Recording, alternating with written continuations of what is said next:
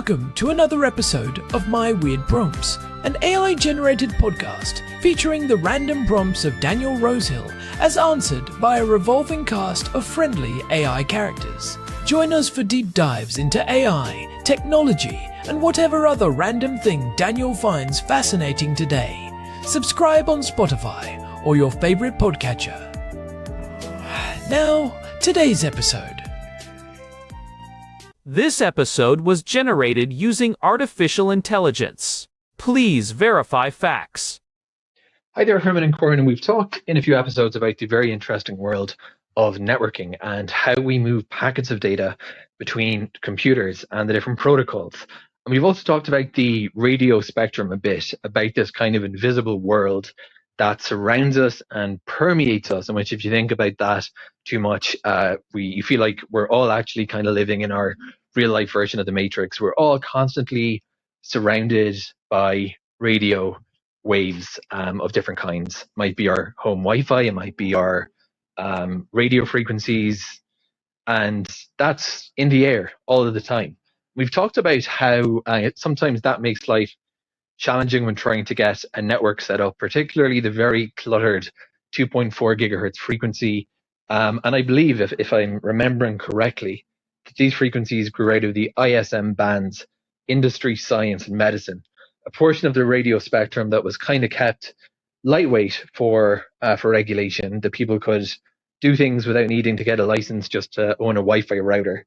But one that I really wonder about, how does it work, is Bluetooth. Bluetooth is all around us. A lot of people own various Bluetooth devices. I probably have 2 or 3 headsets myself. And when I'm somewhere with a lot of people, let's say an airport, I think to myself, hang on, each Bluetooth device that we're looking at here has a range of maybe 30 or 50 meters.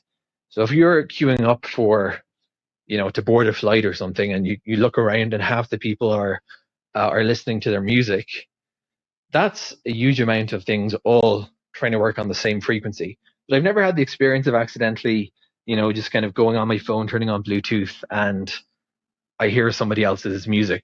So how does the Bluetooth protocol and Bluetooth devices manage to avoid that challenge, whereby you've got a lot of things all trying to speak on the same frequency in close proximity, and yet there must be something good in the engineering, because you rarely do have those weird moments, although I'm sure it's happened to someone at some point in time. Herman and Corn, let's talk about Bluetooth and how Bluetooth manages to not generally have these fundamental issues, despite the preponderance of devices. Hey everyone, welcome back to My Weird Prompts. I am Corn, and I am feeling especially curious today. We are coming to you from our home in Jerusalem, and the weather is finally starting to feel like actual winter. It is that specific kind of Jerusalem cold where the stone walls of the house start to feel like blocks of ice, and you just want to wrap yourself in a heated blanket and never leave. And I am Herman Poppleberry, ready to dive into the technical weeds as always. It is January 11th, 2026, and we have a fantastic prompt today from our housemate Daniel. He was at the airport recently, Ben Gurion actually, and he was sitting at the gate watching the chaos of a delayed flight to London. He started wondering how his noise-canceling headphones actually stay connected to his phone when there are literally thousands of other signals flying through the air in that tiny, glass-walled space. It is a great question. If you have ever been in a crowded terminal, you see hundreds of people with those little white buds in their ears or big over-ear cans. Daniel mentioned that Bluetooth has a range of 30 to 50 meters. If you draw a circle with a 50-meter radius in a crowded boarding area, you might have 500 people in that circle. That is a lot of data packets fighting for the same airwaves, and that is not even counting the smartwatches, the tablets, the laptops, and the airport's own infrastructure. It really is a nightmare scenario for any radio engineer. And the amazing thing is that, for the most part, it just works. You do not suddenly start hearing the podcast the guy in seat 12B is listening to, and your music does not usually stutter unless you walk halfway across the terminal to get a coffee. But to understand why, we have to look at the invisible architecture of the 2.4 gigahertz band. Right. and we have touched on this a bit in past episodes. I remember in episode 164, we talked about radio frequency hygiene and how crowded the 2.4 GHz band is. We called it the junk band because it is where everything from baby monitors to microwave ovens lives.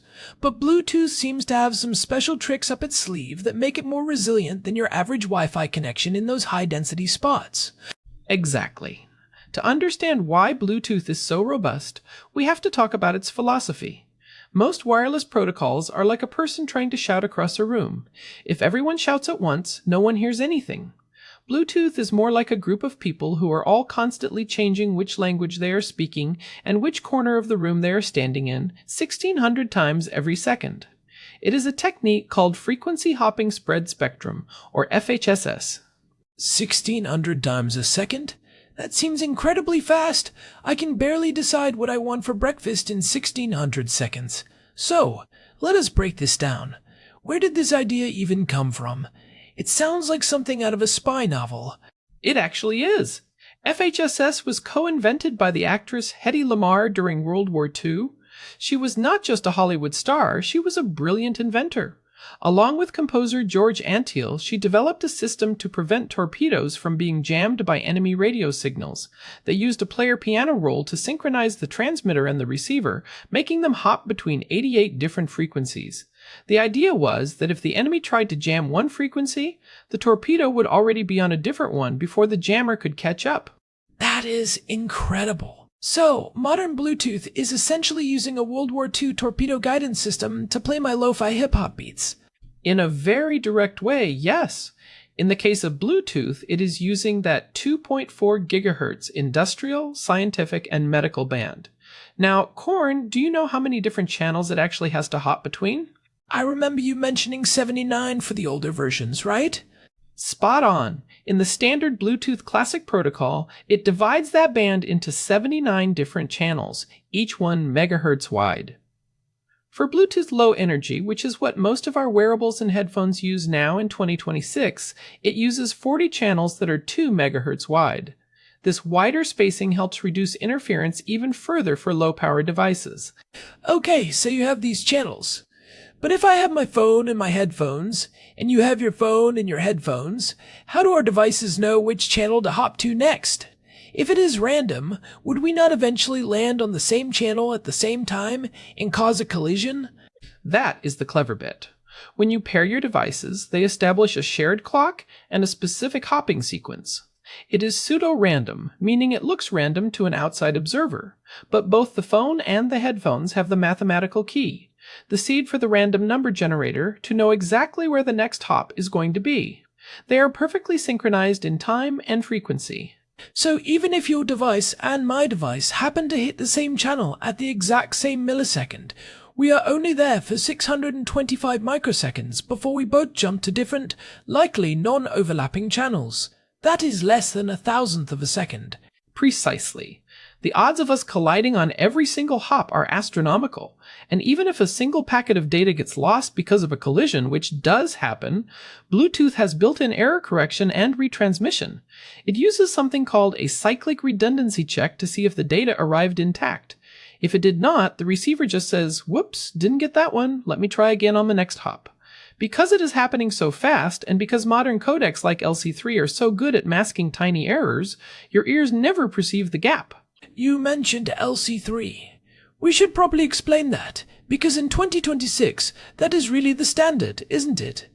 It replaced the old SBC codec that everyone used to complain about. It did. LC3 stands for Low Complexity Communication Codec. It was introduced with Bluetooth 5.2 and became the backbone of LE audio. The magic of LC3 is that it can provide much higher audio quality at half the bit rate of the old codecs. This means the radio is actually on for less time to transmit the same amount of music. If the radio is on for less time, there is less chance of it bumping into another signal. It is like having shorter cars on the highway. You can fit more of them in the same space without a pileup. That explains the interference part. But Daniel also asked about the privacy aspect. Why do I not accidentally connect to someone else's stream? I mean, we have all had that moment where we open our Bluetooth settings and see a list of 20 different devices named Herman's headphones or living room TV. That comes down to the pairing process and unique addresses. Every Bluetooth controller has a unique 48-bit address, which is basically its digital fingerprint. When you pair your phone to your headphones, they exchange security keys using a process called elliptic curve Diffie-Hellman. This creates a trusted, encrypted relationship. Even if your headphones see a data packet from my phone on the same frequency, they will ignore it because it is not signed with the correct key and does not have the correct address in the header. So it is not just about the frequency, it is about the digital envelope the data is wrapped in. If the envelope is not addressed to me, I do not open it. Exactly. It is like having 1,000 people in a room all sending mail at the same time. Frequency hopping is like everyone moving to different mailboxes every second, and the pairing is like having a specific key to only one of those mailboxes. Even if I accidentally look into your mailbox, I cannot read your mail because it is encrypted with a key I do not have. In 2026, with the latest security standards, that encryption is incredibly difficult to break in real time. I like that analogy, but let us push this a bit further. In a really crowded place, like an airport, even with frequency hopping, the background noise must be immense. You have Wi-Fi networks, which we know also use the 2.4 GHz band. We have microwave ovens in the food court. We have proprietary wireless protocols for baggage tracking. How does Bluetooth deal with a channel that is just completely blocked by a strong Wi-Fi signal? This is where it gets even smarter. Modern Bluetooth uses something called adaptive frequency hopping, or AFH. Back in the early days, Bluetooth would just blindly hop through all 79 channels, even if some of them were noisy. But with AFH, the devices actually monitor the quality of each channel in real time. So they're essentially mapping the radio landscape of the room? Exactly. The headphones and the phone are constantly talking. If the headphones notice that they are consistently losing packets on channels 22, 23, and 24, maybe because there is a massive Wi-Fi router right above that gate, they tell the phone, "Hey, these channels are junk. Let us stop using them for a while." They mark those channels as bad and remove them from the hopping sequence. They keep checking them periodically to see if the interference is cleared, but otherwise, they just dance around the busy parts of the spectrum. That is fascinating. It is like a driver using a GPS that sees a traffic jam on one specific street and just routes everyone around it. But this is happening at a micro level, thousands of times a minute. Does this affect the battery life? It sounds like a lot of processing. It is, but the chips we have in 2026 are so specialized for this that the power draw is negligible. In fact, by avoiding noisy channels, the device actually saves battery because it does not have to spend energy retransmitting lost packets. It is more efficient to be smart than to be loud. You know, it makes me think about the range Daniel mentioned. He said 30 to 50 meters. But in 2026, we're seeing Bluetooth low-energy devices that can supposedly reach much further, sometimes up to 100 meters or more in open space. Does that increased range make the interference problem worse? Because now your circle of interference includes even more people. It is a trade-off for sure. Higher range usually comes from better sensitivity or higher output power. But the beauty of Bluetooth Low Energy is that it is designed to be very quiet most of the time. It only sends small bursts of data. This is different from the old Bluetooth Classic, which was more like a continuous heavy stream. By being more efficient with the actual airtime, it leaves more room for other devices. This is what engineers call spectral efficiency. I want to go back to the airport scenario for a second. We have talked about the technical side, but what about the actual density? Is there a hard limit? Like, if you put 10,000 people in a stadium and they all turn on Bluetooth headphones at once, would the system eventually just collapse? There is definitely a theoretical limit. It is called the Shannon-Hartley theorem. It defines the maximum rate at which information can be transmitted over a communications channel with a certain bandwidth in the presence of noise. Eventually, the noise floor. The combined background chatter of all those devices becomes so high that the signal-to-noise ratio drops below what the hardware can decode. It is like trying to have a conversation at a rock concert. No matter how fast you change languages, the sheer volume of noise eventually wins. Have we seen that happen in the real world yet? I feel like I have been at conferences where my mouse just stops working. Oh, absolutely. If you are at a massive tech conference like CES or a high-density gaming tournament, you will often see wireless interference issues. That is why professional esports players still use wired mice and keyboards. When every millisecond counts and you have thousands of devices in a small room, even the best frequency hopping can struggle. But for Daniel at the airport, the density isn't quite high enough to break the protocol's back. The physical space is large enough that the signals attenuate. They get weaker before they can interfere with someone 50 gates away. It is also worth noting that Bluetooth devices are usually very low power. Your phone is not blasting a signal to the moon, it is just trying to reach your ears. This low power is actually a feature for interference management. Because the signal drops off so quickly with distance, you are really only competing with the people in your immediate vicinity. That is a great point, Corn. It is the inverse square law in action. If you double the distance, the signal strength drops to 1/4. This spatial reuse is what allows thousands of people to use the same frequencies in a single building. Your radio bubble is actually quite small. In fact, your own body acts as a significant shield. Human tissue is mostly water, and water is excellent at absorbing 2.4 gigahertz radiation. Wait, so my head is actually helping my Bluetooth connection by blocking out the interference from the person sitting behind me?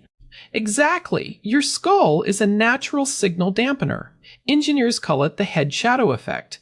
It is one of the reasons why some early true wireless earbuds had trouble staying synced with each other. The signal had to travel through or around your head. But today, we use techniques like near-field magnetic induction or just better radio placement to solve that. So, what about the future? We are in 2026 now. What is the next step for this technology? I have been hearing a lot about Auracast lately. It feels like the biggest change to Bluetooth since it was invented. Oh, Auracast is a total game changer. It is part of the Bluetooth Low Energy Audio specification. Traditionally, Bluetooth has been a point-to-point connection. One phone, one pair of headphones, it was a private conversation. But Auracast allows a transmitter to broadcast audio to an unlimited number of nearby receivers. It is more like a radio station than a phone call. Wait, so like a silent disco? Or those TV screens in airport lounges that always have the sound turned off? I always hate trying to read the captions on those while someone is vacuuming nearby. Exactly. Imagine you are at the gate and there is a news broadcast on the overhead TV. Instead of trying to read the captions, you can just open a menu on your phone, find the Gate B14 TV stream, and tune your headphones into it. Or, at the airport, the boarding announcements could be broadcast directly to your headphones. You could be listening to your music, and the system would intelligently overlay the announcement that your flight is boarding. You would never miss a flight because you were vibing too hard to a podcast. That sounds incredibly useful, but doesn't that bring us back to the interference problem? If every gate is broadcasting its own audio stream, aren't we just flooding the airwaves even more? Surprisingly, no. Because it uses the LC3 codec, which we mentioned is much more efficient, it actually uses less bandwidth. Plus, one broadcast stream serves everyone. Instead of 500 people each having a separate two-way connection to a server to hear the same announcement, they are all just listening to one broadcast. It is much more efficient for the spectrum. It is the difference between 500 people driving 500 cars or 500 people getting on one train. That is a really elegant solution to the scaling problem. It is moving from a one-to-one model to a one-to-many model for public spaces. Does it help with latency too? Because that is my biggest pet peeve with Bluetooth. It really does. Low-energy audio significantly reduces the delay between the source and the sound. If you have ever tried to watch a movie with old Bluetooth headphones and notice the lips don't match the sound, you know how annoying that is. That is latency. In the early days, it was over 200 milliseconds.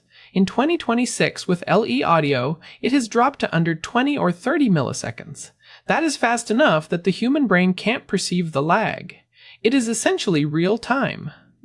So, to summarize for Daniel and our listeners, the reason your Bluetooth works in a crowded airport is a combination of Hedy Lamarr's frequency hopping, smart algorithms that avoid busy channels, unique digital fingerprints that keep your data private, and the fact that everyone is using very low power.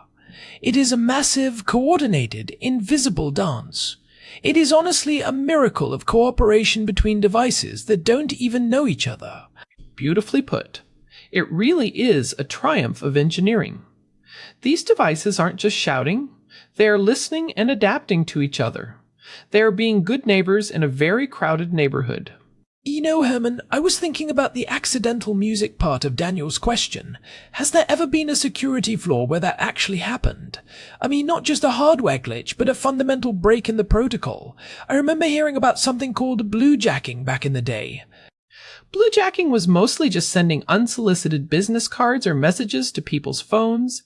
It was more of a prank than a hack.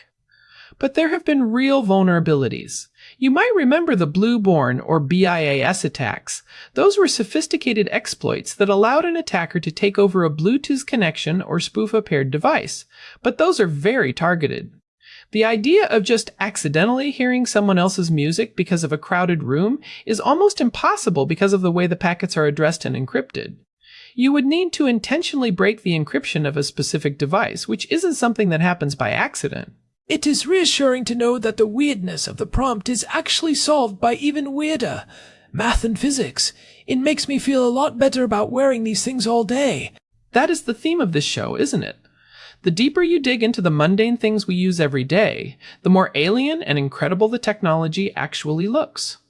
We are walking around with sophisticated radio transceivers in our ears that are performing billions of calculations a second just so we can listen to a podcast while we wait for a flight. It really is. And speaking of things we use every day, if you are listening to this on a pair of Bluetooth headphones right now, take a second to appreciate the 64,000 hops that have happened just in the last minute to keep this audio playing smoothly in your ears. That is a lot of work for a little bit of entertainment. That is a lot of hops. And if you are enjoying those hops, we would really appreciate it if you could leave us a review on Spotify, Apple Podcasts, or wherever you get your daily dose of weirdness. It genuinely helps other curious people find the show, and it keeps the algorithms happy. It really does. We have been doing this for over 200 episodes now, and it is the support from the community that keeps us diving into these rabbit holes. If you want to get in touch or send us your own weird prompt, maybe something you noticed at the airport or while staring at a microwave, you can find the contact form and our full archive at myweirdprompts.com. And thanks again to Daniel for sending this one in. It is always fun to look at the tech we live with every day and realize how much work is going on behind the scenes just to keep our music playing. It makes the world feel a little bit more magical, doesn't it? Absolutely. Well, I think that covers the magic of Bluetooth. Herman, any final nerdy facts before we sign off? I feel like you have one more Viking-related fact up your sleeve. Laughs. You know me too well. Just one. Did you know that the Bluetooth logo is actually a combination of two Viking runes? It is a bind rune of the younger Futhark runes for H and B. Those are the initials of Harold Bluetooth Gormson, a 10th century king who united Scandinavia. Just like the protocol was designed to unite different devices and industries, the engineers at Ericsson who developed it were history buffs. I did not know that. A Viking king's initials are currently in my ears. That is the perfect note to end on. From World War II torpedoes to 10th century Viking kings, Bluetooth is way more interesting than it has any right to be. It really is. Thanks for listening to My Weird Prompts. I'm Corn. And I'm Herman Poppleberry. We will see you next week for more deep dives into the strange world around us. Stay curious, everyone. Until next time. You know, Herman, I was just thinking, if we have a king's initials in our ears, does that make us royalty? Or at least honorary Vikings? I think it just makes us nerds with a podcast and a very specific set of interests. Corn. Fair point. But a man can dream. Anyway, let's go see what Daniel is cooking for dinner. I hope it's not another experimental pasta dish. I saw him buying nutritional yeast and seaweed earlier. Oh no. Last time he used nutritional yeast and soy sauce. I'm still recovering from that flavor profile. It was like salty cardboard. Yeah, let's keep the experiments to the radio waves and the frequency hopping. Bye, everyone. So, we've talked about the 2.4 gigahertz band, but I'm curious about the higher frequencies. Does Bluetooth ever go into the 5 or 6 gigahertz range like Wi-Fi 6E does? That is a great question. Historically, no. Bluetooth has stayed in the 2.4 gigahertz band because those lower frequencies have better penetration through walls and human bodies. Remember, your body is mostly water, and as we said, water is great at absorbing 2.4 gigahertz radiation. That is why your microwave works. If Bluetooth moved to 6 gigahertz, the signal would be even more easily blocked by your own head. Wait, so my headphones are basically trying to microwave my head, but at a very, very low power. In a very literal, non-dangerous sense, yes. The power levels are thousands of times lower than a microwave oven, but the physics of the frequency is the same.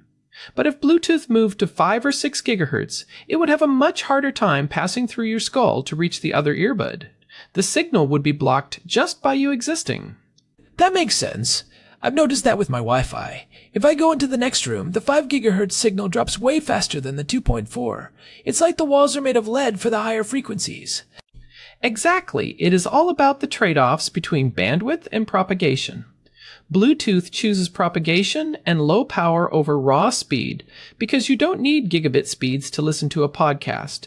You just need a stable, reliable connection that doesn't cut out when you turn your head.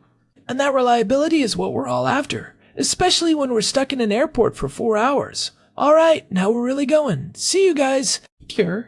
Take care. One more thing. Did we mention the website? I feel like I should say it again. Yes, Corn. MyWeirdPrompts.com. It is in the show notes. Right. Just making sure. The RSS feed is there too for the subscribers who still use dedicated podcatchers. We got it. Let's go before Daniel finishes that seaweed pasta. Okay. I'm going. Jerusalem winter, here we come. It's basically just slightly chilly rain, but we'll take it over the heat of July any day. True. Very true. All right. Signing off for real this time. Goodbye. This episode was generated using Gemini Flash 3. Text-to-speech engine was Chatterbox Turbo. Thanks for listening to another episode of My Weird Prompts, an AI-generated podcast featuring Daniel Rosehill's AI prompts, as answered by a revolving cast of friendly AI characters including me, Cornelius the Sloth. Subscribe on Spotify or visit myweirdprompts.com.